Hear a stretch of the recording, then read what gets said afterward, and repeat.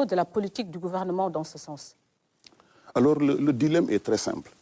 On s'est rendu compte pendant la période Covid que le Sénégal a failli frôler la catastrophe.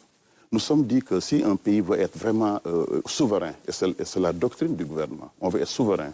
Souveraineté politique, cela veut dire d'abord souveraineté économique.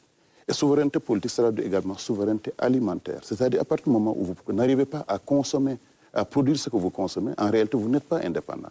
Vous ne pouvez pas justement défaire de ces liens qui datent de plusieurs siècles maintenant, où vous avez besoin pour les besoins alimentaires de base de faire appel à l'étranger. Et ce que le gouvernement veut arrêter. Nous voulons faire en sorte que dans les années qui viennent, dans la décennie qui vient, le Sénégal puisse maintenant être totalement indépendant sur le plan industriel d'abord, produire ce que nous consommons, nos habits, nos voitures.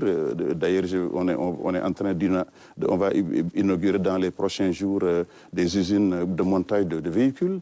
Nous allons aussi créer de nouvelles zones industrielles pour justement ça, pour les tissus, pour des zones dans le domaine de la mode, du cuir.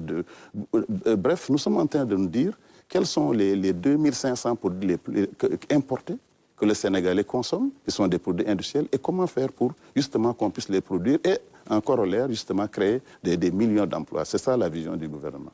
En tout cas, tous nos vœux de réussite, M. Serigne Gueye Diop, merci.